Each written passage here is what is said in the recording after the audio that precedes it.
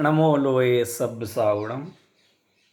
जो निज आत्मा में रमण करने लगे हैं, ऐसे ज्ञानी धर्मात्मा हमारे साधु परमेष्ठी भगवान, वह योगी। योगी का मतलब जिन्होंने अपने उपयोग को उपयोगवान में योग कर दिया, जोड़ दिया, वे योगी हैं। ऐसे योगी जो योग में परायण हो गए हैं, निरंतर क्षण क्षण में अंतर्मुख हो सिद्धों से बातें करते हैं, ऐसे जो हमारे साधु परमेष्ठी भगवान हैं, योगी हैं, और जो ज्ञानी धर्मात्मा चतुर्थ पंचम गुणस्थान वर्ती हैं, वे भी अपनी भूमिका के अनुसार उनको अपना आत्मा, अपना शुद्धात्मा प्रिय लगा है, उसका आनंद लेना उन्होंने प्रारंभ किया है। उसमें स्थिरता कम है, श्रद्धा ज्ञान हो गया, लेकिन अभी चारित्र में न्यूनता है। अभी वह चाहते हुए भी स्थिर नहीं रह पाते, पुरुषार्थ में किंचित कमजोरी है, अस्थिरता जन्य राग भी होता है। उसके बाद भी उनकी कैसी दशा बाहर में हो जाती है, अन्य पदार्थों के संबंध में हो जाती है, वह ज्ञानी जीव क्या चिंतन करता है, इसका बहुत सुंदर चित्रण आगे के करीब 6-7 छंदों में आचार्य देव ने लिखा है। अब समापन की ओर हम चल रहे हैं। 38 छंद हो चुके हैं, केवल 12 छंद शेष हैं। तो एक अज्ञानी जीव को किस तरह से समझाते समझाते मानो हाथ पकड़ पकड़ करके सम्मिश्र करके यात्रा करा रहे हों। बस अब चौपड़ा कुंड आ चुका है और अब गणधर टोंक पर पहुंचने वाले हैं।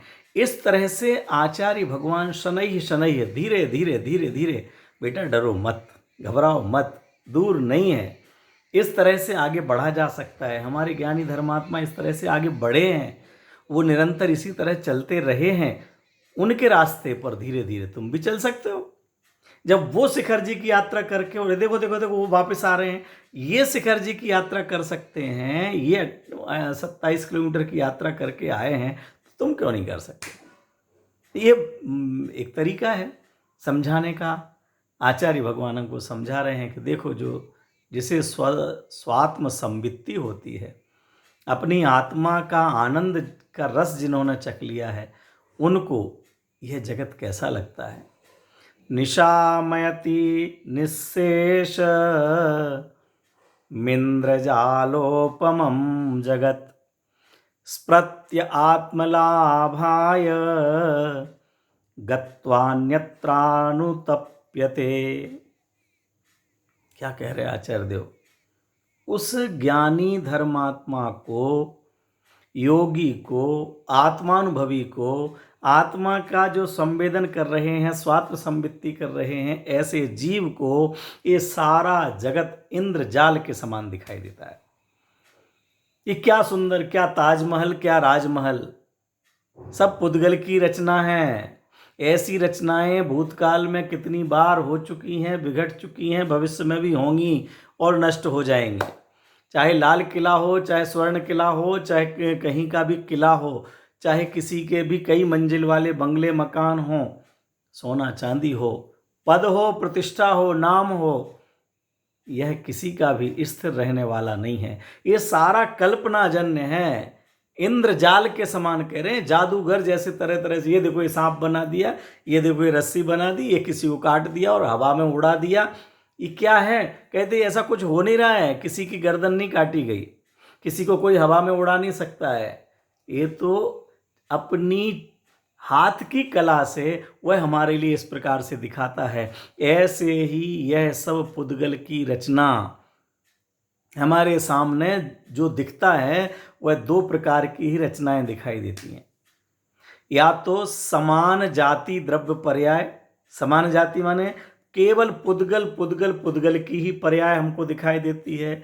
बड़े बड़े पहाड़ हैं, हमारे पत्थर हैं, पत्थरों की रचनाएं हैं।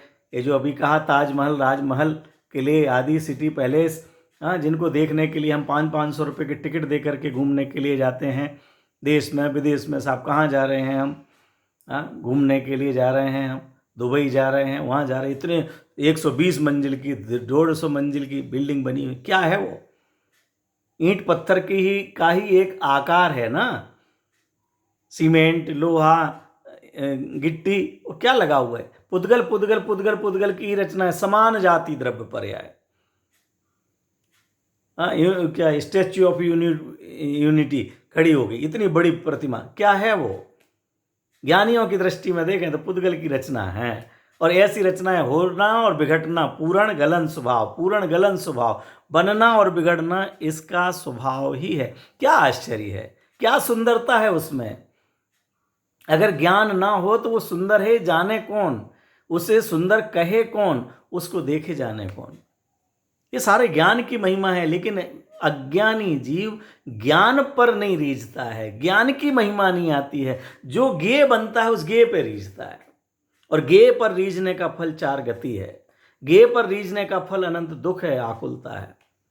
हम जिस पर रीझते हैं वही बन जाते हैं। हमारे लिए ईंट, पहाड़, पत्थर, पेड़ पौधे अच्छे लग रहे हैं, प्रकृति कहती है तुमको बहुत सुंदरता देखना अच्छा लगता है, तुम चाहते हो कि ऐसा हमारे लिए भी देखें, तो जाओ तुम भी फूल पत्ती में पैदा हो जाओ। तुम्हें घोड़े के देख का दौड़ना अच्छा लगता है, तुमको मगरमच्छ का केली करना अच्छा लगता है, तुमको बाघ चीता घूमना अच्छा लगता है। ये मनुष्य होकर के, और उनकी केली अच्छी लगती है। मनुष्य होकर के जो हमारे लिए मन मिला हुआ है और जिसके कारण से हम भेद विज्ञान कर सकते हैं, वस्तु स्वरूप को समझ सकते हैं, उस ज्ञान की महिमा नहीं आती।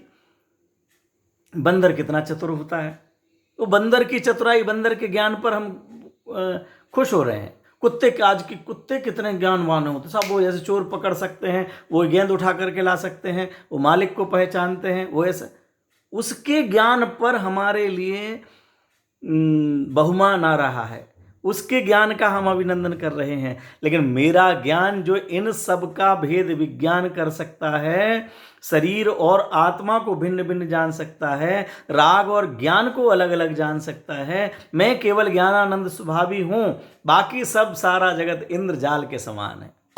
ओहो, धन्य है वो गुरुजन, धन्य है वो आत्मानुभवी, धन्य है जिनको ये बाहर का चक्रवर्ती जैसा वैभव हो तो इंद्रजाल के समान लगता है, सोने के महल हों तो इंद्रजाल के समान लगता है, बनता हुआ बिगड़ता हुआ लगता है।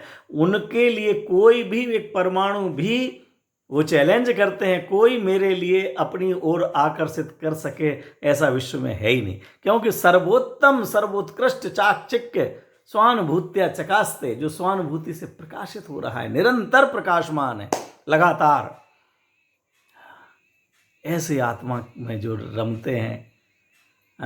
इसीलिए तो गाया जाता है कि जिसकी चर्चा इतनी सुंदर वो कितना सुंदर होगा। मित्रों, इन कपड़ों से भिन्न अपने को आदमी के रूप में देखो, और इस कपड़े से भिन्न अपने आप को आत्मा के रूप में देखो। कपड़ों से पहचान मत करो, किसी के सूट बूट देख करके बहुत करोड़पति आदमी है, किसी का कोट देख करके डॉक्टर है, इंजीनियर है, वकील है, ये बहुत घटिया आदमी है, और ये बड़ा आदमी है, ये अमीर आदमी है, और ये गरीब आदमी है। कपड़ों से पहचान मत करो, ऐसे ही शरीर से पहचान मत करो। ब्यूटीफुल है, बहुत सुंदर है, बहुत स्मार्ट है, क्या कहना, बाव। अरे ये शरीर की रचना पे बाव बाव निकलता है, और जो अनादि अनंत ध्रुव चैतन्य टंकोत्कीर्ण पदम पदार्थ है उसके लिए नहीं निकलता। वाव, मुझे मालूम ही नहीं था, मैं एक इंद्रिय बन करके भी, दो इंद्रिय, तीन इंद्रिय, लट आदि बन के, कैचुआ बन करके, मेढक बन करके भी मेरे अनंत गुणों का नाश नहीं हुआ। मैं अभी भी तब भी अनंत गुण संपन्न रहा है? मैं कॉकरोच बन गया, मैं छिपकली बन गया, और वहां रह करके भी मेरी सर्वज्ञत्व शक्ति जीवित रही है।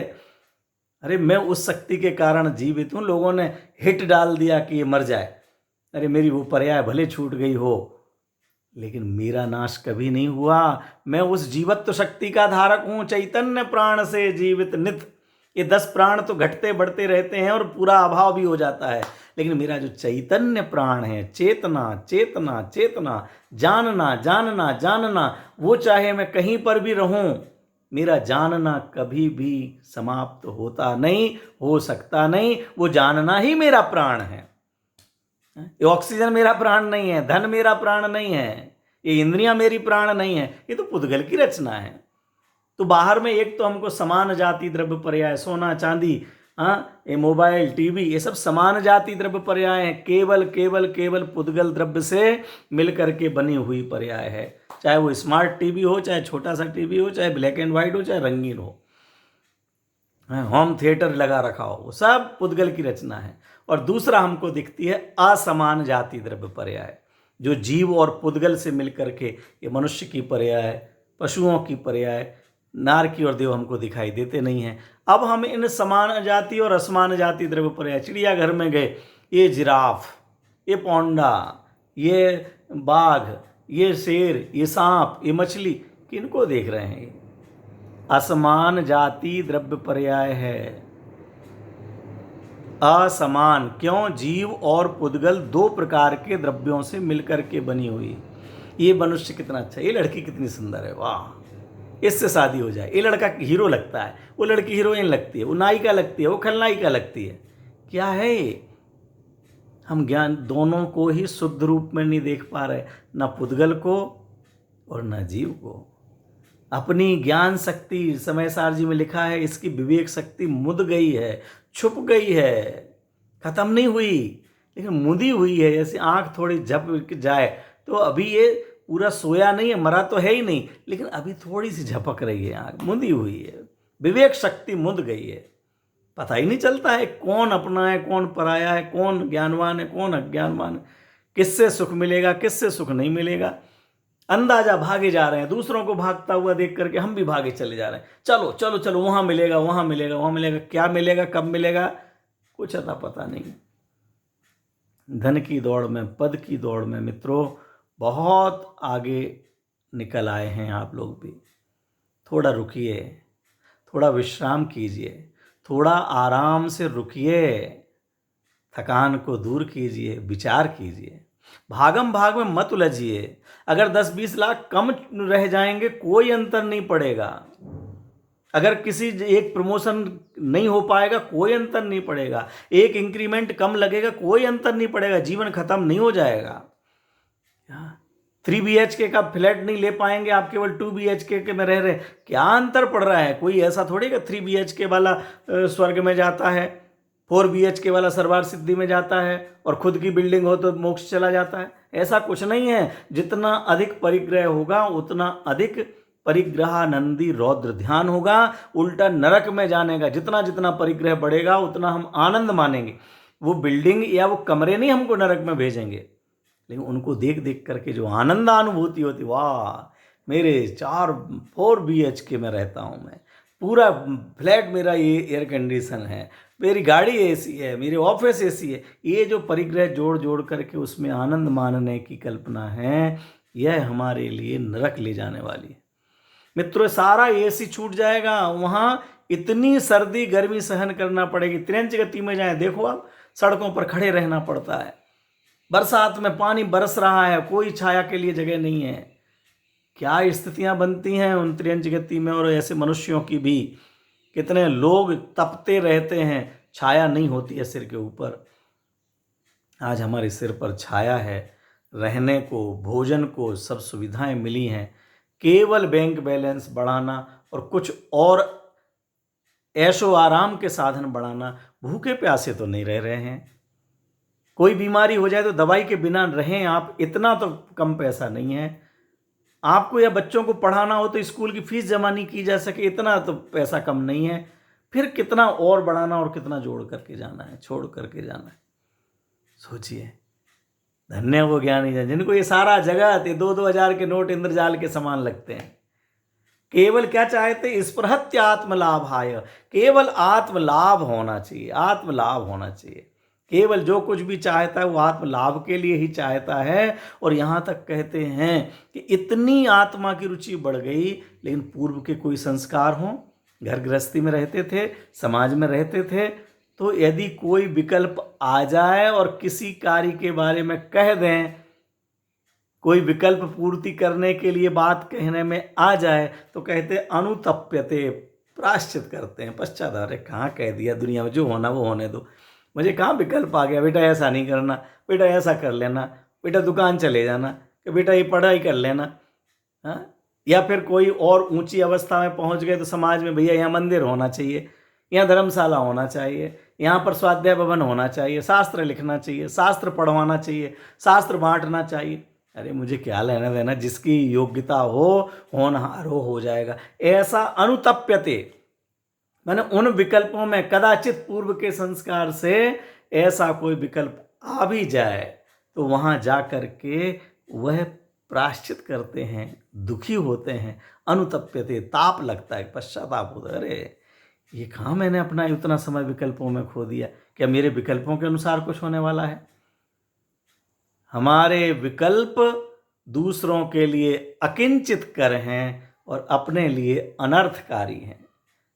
ऐसे अनर्थकारी विकल्पों से हमारा चित्त हटे और जो अनादि अनंत चैतन्य परमात्मा है, गोरे शरीर में रह के गोरा नहीं होता, काले शरीर में रह के काला नहीं होता, मोटे शरीर में रह के मोटा नहीं होता, स्त्री के शरीर में रह के स्त्री नहीं होता, बीमार शरीर में रह के बीमार नहीं होता, बुढ़े शरीर में रह करके बुढ़ा नहीं होता, जवान शरीर में रह के जवान नहीं होता। ऐसा अनादि अनंत अजर अमर तत्व वो मैं हूँ।